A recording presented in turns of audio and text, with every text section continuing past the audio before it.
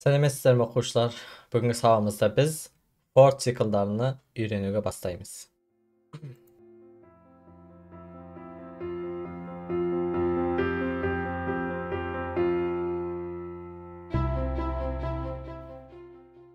Birinci oxuşlar mən sizə for siklların nəyə mənası son düşündürüb getəyim. Oylab görünüz. Misal biz bir sözdə 10 rət yazdırmamız gerek bolsa, onda deyin biz print misalı o sözümüz ne olsun? Computer olsun. Computer olsun. Computer deyin o sözdə 10 rət yazdırmamız gerek bolsa, bu printdə 10 rət yazdırmamız gerek boladı. Nemesi oluşun 10 rət yazdırmamız gerek boladı. Görünüz, 5 rət yazanda da vaxt ketib dur, oylab görünüz. 100 rət yazdırmamız gerek bolsa. Nemesi oylab görünüz, biz mesela 0, 1, 2, 3 degan sanlarda yazdırmamız gerek boladı. Onda bağlıq printin işini biz 0, ondan keyin 1, ondan keyin 2, ondan keyin 3 deb bağlanı oslay özgertib oturmamız gerek boladı. Bunu jasatdım, görgenizdey 0, 1, 2, 3, 4 deb çıxdı bizge. Al oylab görüngüz misalı, bu sanlı misal biz mınğa deyin, nemesi milyonğa deyin yazdırmamız, nemesi qoldanmamız gerek boldu. Bilirsiniz, dünyada bundan ondan yani milyondan da köp sanlar deyin, her gün qoldanılıb, her gün deyin, ekonomikada aralaşıp tur sanlar. Son üçün programistler bizlerge loop nemesi cycle deyin bir nərsəni usunğan. Bu cycle osunday deyin köp sanlarda köp bir nərsəni qaytalaydıqdan kesimizdə bizge qoldanığa ыңғайлы boladı. Bugün biz for loop'unun sintaksini tanısamız, for loop'unun sintaksı joğarda qısqaça verilген.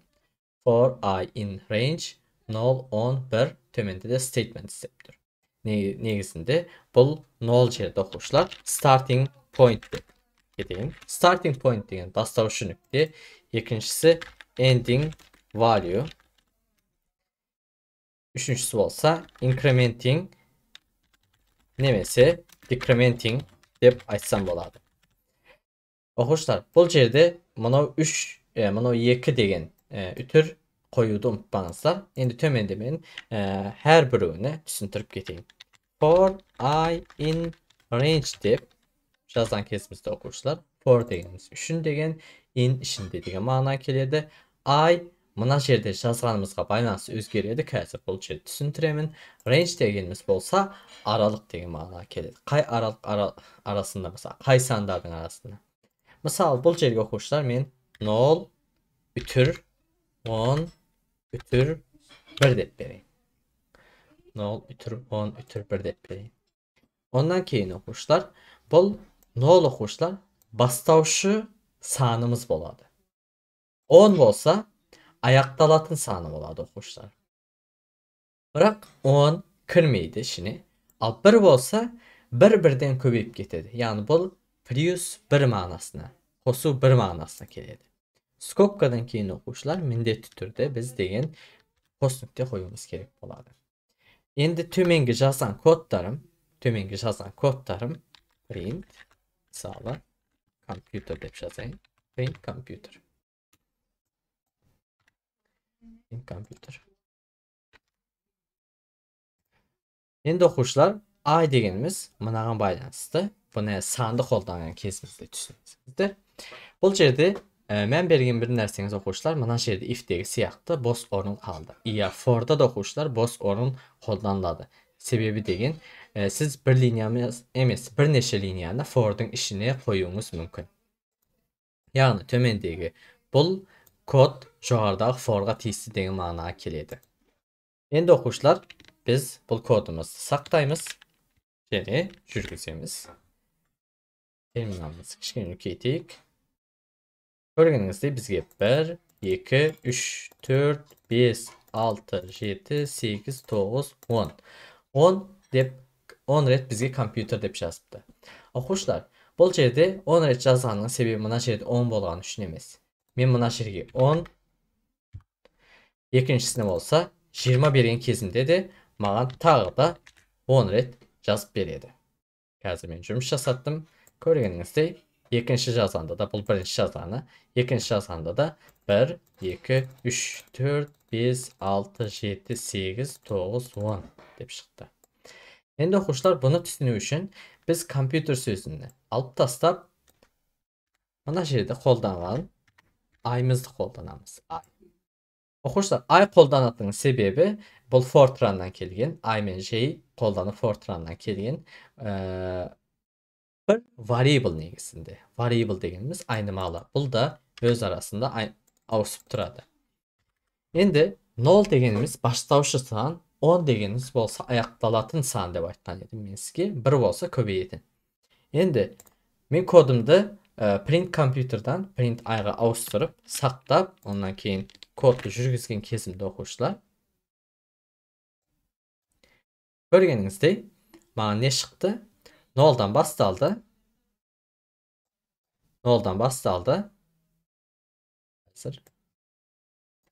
0'dan басталды. 0, 1, 2, 3, 4, 5, 6, 7, 8, 9 шықты.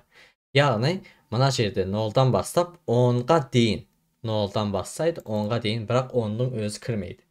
Бұл әрбір деген санның арасында қанша айырмашылық бар? Bir айырмашылық бар. 1 мен 0'ның арасында плюс 1, 2 мен 1'дің арасында тағы плюс 1 айырмашылық бар. Оқушылар, мен бастауыш нүктесini 0'dan 5'ге көтерген кезінде және сақтаған кезінде енді болса оқушылар көріп тұрғаныңыздай 5'тен бастайды. 5, 6, 7, 8, 9 деп.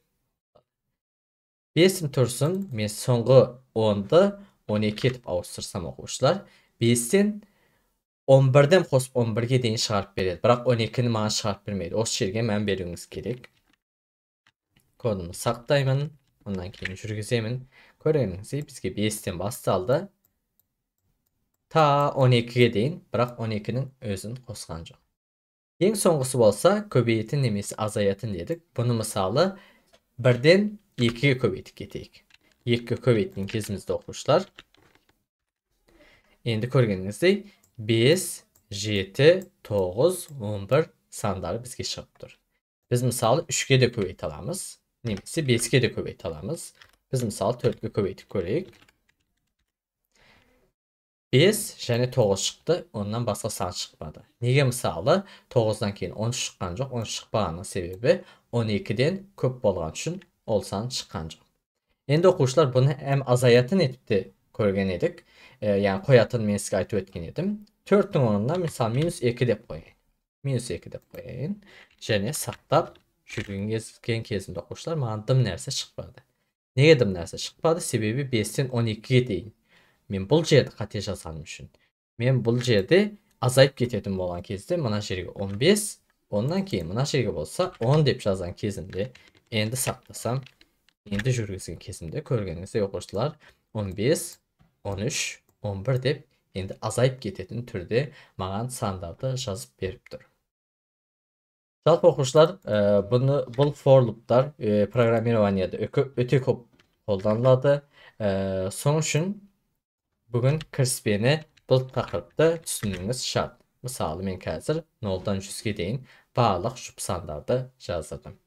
Siz de özünüz деген осы for loop'пенен кішкене деген жұмыс жасасып, кейбіржелерін ауыстырып көріңіздер. Бұл екі линияменен көп нәрсені шешсеңіздер, және көп нәрсені білсеңіздер болады. Сабағымызға түсінген шығарсыңыз деп ойлаймын. Түсінбеген жерлеріңіз бар болса, төменге жазып қалдырыңыздар. Сау болыңыз.